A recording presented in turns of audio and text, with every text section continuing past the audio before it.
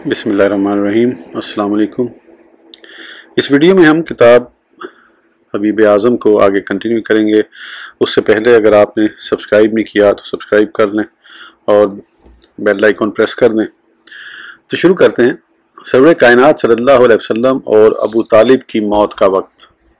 जब अबू तालिब की वफ़ात का वक्त करीब हुआ तो जनाब रसूलुल्लाह सल्लल्लाहु अलैहि वसल्लम उसके पास तशरीफ़ लाए, जबकि अबू तालिब के पास अबू जहल और अब्दुल्ला बिन उमिया दोनों मौजूद थे। हजूर ने आते ही फरमाया, ए चचा, आपका मुझ पर बहुत बड़ा इनाम व एहसान है। आपका तमाम लोगों से ज़्यादा मुझ पर हक है, बल्कि वालिद से भी ज़्यादा हक है। आप सिर्फ ला इलाहा इल्लल्लाह कह दें, आपके लिए शफाअत वाजिब होगी। ये सुनकर उन दोनों ने कहा, ए अबा तालिब, क्या ये कलमा पढ़कर अब्दुल मुत्तलिब की मिल्लत से आराज़ करोगे? अबू तालिब ने कहा, मैं अब्दुल मुत्तलिब की मिल्लत पर हूँ। ये कहकर फोत हो गए। जनाब रसूलुल्लाह सल्लल्लाहु अलैहि वसल्लम ने फरमाया, अल्लाह की कसम, अगर मुझे मना न किया गया तो मैं तेरे लिए मग़फ़िरत की दुआ करूँगा। तो अल्लाह ताला ने ये आया करीमा नाज़िल फरमाई, मा काना लिनबिय्यि वल्लज़ीना आमनू अन यस्तग़फ़िरू लिलमुश्रिकीना वलो कानू उला कुर्बा। नबी और मोमिनों को लायक नहीं कि मुशरिकों के लिए मग़फ़िरत की दुआ करें, अगरचे वो बहुत करीब हों। अबू हुरैरा की रिवायत के मुताबिक जनाब रसूलुल्लाह सल्लल्लाहु अलैहि वसल्लम ने फरमाया, ए चचा, ला इलाहा इल्लल्लाह कह दो, मैं क़यामत के दिन अल्लाह के हुज़ूर तेरे लिए ईमान की गवाही दूंगा। अबू तालिब ने कहा, अगर मुझे कुरैश की आर का खौफ ना होता तो मैं ज़रूर आपको ठंडक पहुँचाता, लेकिन वो कहेंगे अबू तालिब डर कर मुसलमान हो गया है। उस वक़्त यह आयत करीमा नाज़िल हुई, इन्नका ला तहदी मन अहबब्ता, जिसे पसंद करो उसको हदायत मौसला नहीं कर सकते हो। मुस्लिम। एक रिवायत में है, अबू तालिब ने कहा, ऐ मेरे भतीजे, अगर कुरैश मेरे मुतालिक ये गुमान न करते कि मुझे खौफ ने कमज़ोर कर दिया है और ये आपके लिए और आपके ख़ानदान के लिए गाली शुमार होती, तो मैं ज़रूर आपकी रहनुमाई की हौसला अफजाई करता और आपकी आंखों को सुरूर पहुँचाता, क्योंकि मैं उसकी कदर करता हूँ कि आप मेरे हक़ में बहुत मुखलिस हैं। फिर अबू तालिब ने अहले ख़ानदान को बुलाया और उनको वसीयत की कि अगर तुम मोहम्मद सल्लल्लाहु अलैहि वसल्लम के मिशन की अताअत करोगे तो हमेशा आराम में रहोगे। मैं तुम्हें वसीयत करता हूँ कि मोहम्मद सल्लल्लाहु अलैहि वसल्लम की पैरवी करो और आपकी मदद करो, हिदायत पर रहोगे। जनाब रसूलुल्लाह सल्लल्लाहु अलैहि वसल्लम ने फरमाया, ए चचा, लोगों को हुक्म करते हो और खुद तस्लीम नहीं करते हो। अबू तालिब ने, अगर ये बात मुझे उस वक़्त फरमाते जब मैं तवाना था तो ज़रूर आपकी पैरवी करता, लेकिन मौत के वक्त अगर मैं इस कलमा का इकरार करूँ और इसको तस्लीम करूँ तो कुरैश कहेंगे, सेहत के वक्त ये कलमा मुस्तरद करता रहा और मौत के वक्त डर से कह दिया। हजूर बाहर तशरीफ ले गए और फरमाया, इख्तार अल आरा अलन नार, दोज़ख को इख्तियार कर लिया, शर्मिंदगी पसंद नहीं की। एक रिवायत में हज़रत अली अल मुर्तज़ा रज़ियल्लाहु अन्हु से मनक़ूल है कि मैं सईद आलम सल्लल्लाहु अलैहि वसल्लम की खिदमत में हाजिर हुआ और अर्ज़ किया, या रसूलुल्लाह सल्लल्लाहु अलैहि वसल्लम, आपका गुमराह चचा फौत हो गया है। हजूर ने फरमाया, गड़ा खोद कर उसमें छुपा दो और मेरे पास आने तक और कोई काम न करना। मैं उनको दफन करने के बाद हाजिर खिदमत हुआ तो फरमाया, गुस्ल करो। फिर मेरे लिए बहुत दुआएं फरमाई। हज़रत अब्बास बिन अब्दुल मुत्तलिब रज़ियल्लाहु अन्हु ने कहा, मैंने अबू तालिब की वफ़ात के बाद जनाब रसूलुल्लाह सल्लल्लाहु अलैहि वसल्लम की खिदमत में हाजिर होकर अर्ज़ किया, या रसूलुल्लाह सल्लल्लाहु अलैहि वसल्लम, आपका चचा आपकी बहुत मदद करता था और आपसे मुशरिकों की अज़ियतें रोकता था, क्या ये अमल उसको नफ़ा देंगे? सईद आलम सल्लल्लाहु अलैहि वसल्लम ने फरमाया, हाँ, उसके बायस वो दोज़ख की हल्की सी आग में होगा और अगर मैं ना होता तो वो दोज़ख के निचले तबके में होता। बुखारी मुस्लिम। मोहम्मद बिन काब कुर्जी ने कहा, जब अबू तालिब मर्ज़ वफ़ात में थे तो कुरैश ने उनसे कहा, अपने भतीजे से कहो कि जन्नत से कोई शय मंगवा कर दे जिसमें तेरे लिए शिफा हो।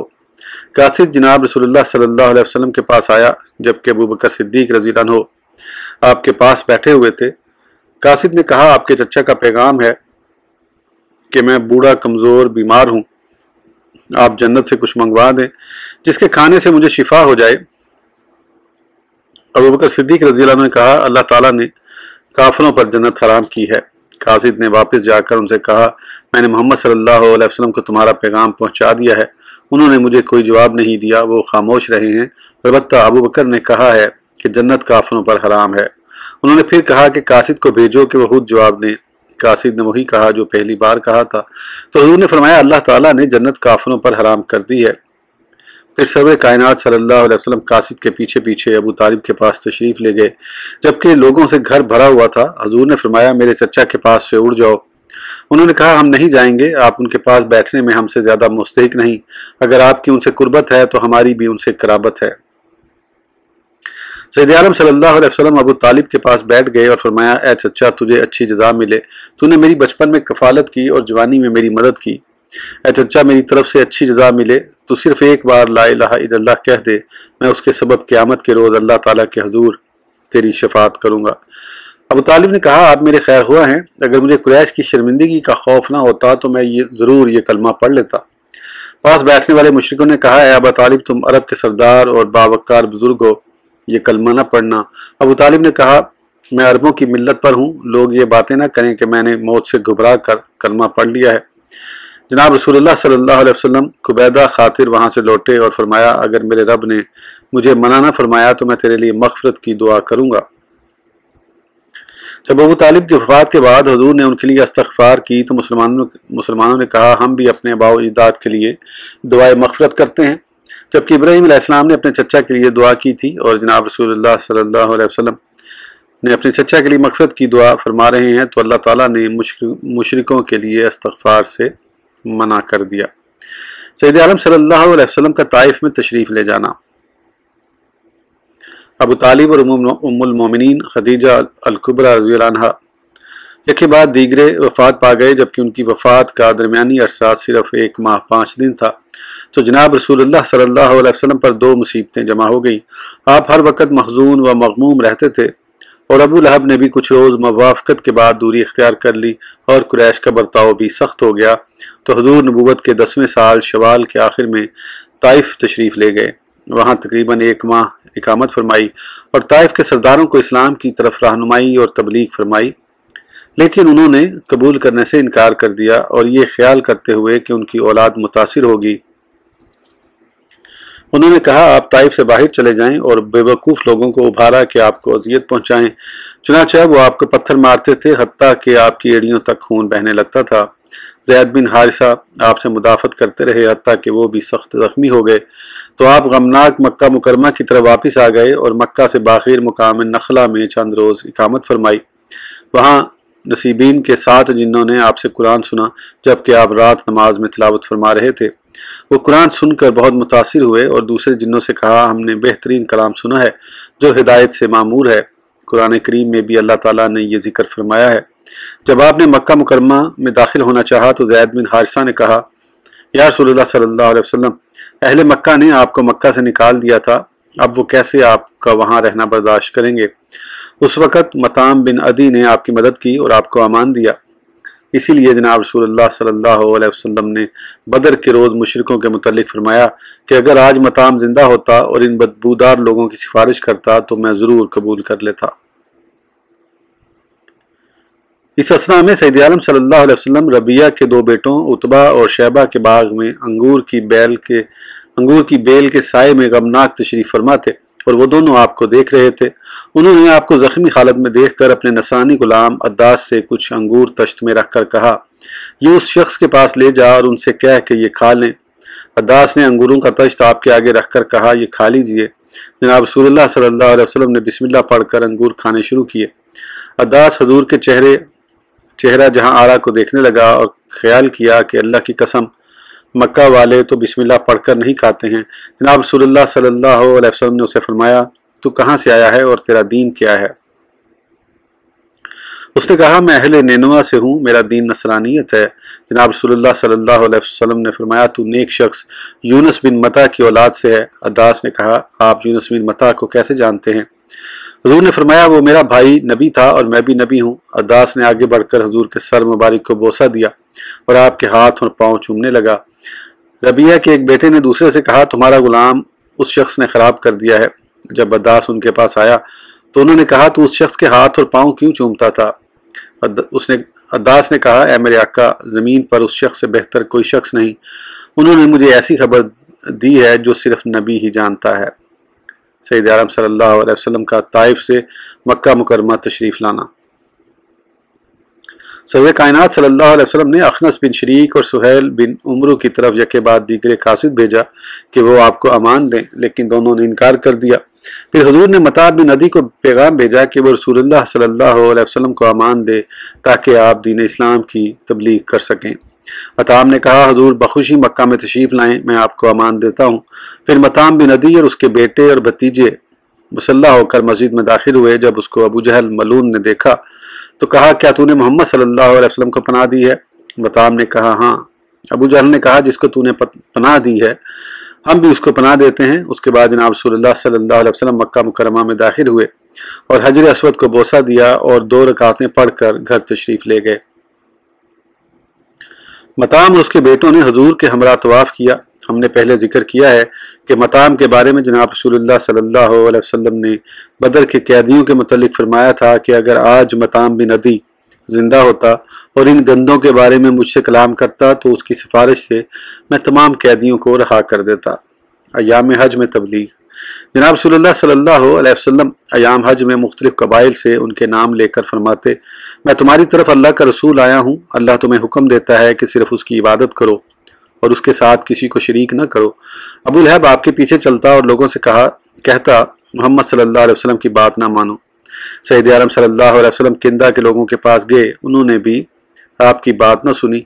फिर बनी हुनैफा के पास गए, उन्होंने बहुत बुरे तरीके से आपका कलाम मुस्तरद कर दिया। फिर आमिर बिन सासा के पास तशरीफ ले गए। अलगर्ज हुजूर ने अरब के लोगों में से किसी को न छोड़ा मगर हर एक को अल्लाह का पैगाम पहुंचाया। जाबिर बिन अब्दुल्लाह रज़ियल्लाहु अन्हुमा ने कहा, सैयद आलम सल्लल्लाहु अलैहि वसल्लम मक्का में 10 बरस ठहरे, लोगों के घरों में जाकर उनको तबलीग करते थे। एक रिवायत में है कि जनाब रसूलुल्लाह सल्लल्लाहु अलैहि वसल्लम लोगों के हजूम में फरमाते, वो कौन है जो मुझे अपनी कौम को तबलीग करने के लिए अपने हमरा ले जाए, क्योंकि कुरैश ने मेरे रब का कलाम सुनने से इनकार कर दिया है। बैत की शराइत। कुफार व मुशरिकीन से जंग फर्ज होने से पहले सरवर कायनात सल्लल्लाहु अलैहि वसल्लम ने लैला अल उकबा में 12 सहाबा कराम को बैत किया। उनमें से एक हज़रत अबादा बिन सामित रज़ियल्लाहु अन्हु थे। उन्होंने कहा, हमने लैला अल उकबा में जनाब रसूलुल्लाह सल्लल्लाहु अलैहि वसल्लम की बैत की जबकि हम 12 अफराद थे। हमने इस शर्त पर बैत की कि अल्लाह का किसी को शरीक न करेंगे, चोरी जना न करेंगे और अपनी औलाद को कत्ल न करेंगे, ना किसी पर बहतान साजी करेंगे और ना ही अच्छे अमूर में अल्लाह की नाफरमानी करेंगे। जनाब रसूलुल्लाह सल्लल्लाहु अलैहि वसल्लम ने फरमाया, अगर तुम इस बैत में वफा करोगे तो तुम्हें जन्नत मिलेगी और अगर इसमें कमी की तो तुम्हारा मामला अल्लाह के हवाले होगा। वो जैसे चाहे तुम्हारे साथ सलूक करेगा, अगर चाहे तो माफ़ कर दे, अगर चाहे तो अजाब देगा। जब वो बैत से फारिग हुए तो उसके साथ मुसाब बिन उमैर को मदीना मुनव्वरा की तरफ भेजा। वो वहाँ लोगों को मसाइल की तालीम देते और कुरान पढ़ाते थे। उनकी तबलीग से बहुत लोग मशरक बा इस्लाम हुए। दूसरी बैत कुफार से जंग फर्ज होने के बाद हुई। उसमें ये शर्त लगाई गई थी कि काफिरों के मुकाबले में साबित कदम रहेंगे, उनसे पुश्त न फेरेंगे अगरचे मार्का में मौत आ जाए। तीसरी बैत औरतों की थी कि वो अल्लाह का किसी को शरीक न करेंगी और नोहा वगैरह न करेंगी। नबूवत के 12वें साल हिजरत से 1 साल पहले हजूर ने आसमानों की सैर की। हर आसमान पर नबियों से मुलाकात की, जबकि पहले आसमान पर हजरत आदम अलैहिस्सलाम से मुलाकात हुई, दूसरे पर ईसा और यहया अलैहिस्सलाम से, तीसरे पर यूसुफ अलैहिस्सलाम से, चौथे पर इदरीस अलैहिस्सलाम से, 5वें पर हारून अलैहिस्सलाम से, 6ठे पर मूसा अलैहिस्सलाम से और 7वें पर हजरत इब्राहीम अलैहिस्सलाम से मुलाकात फरमाई। फिर सिदरतुल मुंतहा पर तशरीफ ले गए। वहाँ 4 दरिया बहते हुए देखे।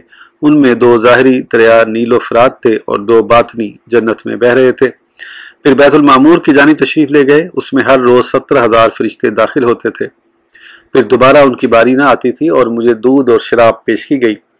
मैंने दूध इख्तियार किया और शराब को तर्क कर दिया। फिर अल्लाह ताला के हुजूर ज़ियारत से मशरफ हुए, जबकि आँख झपकने न पाई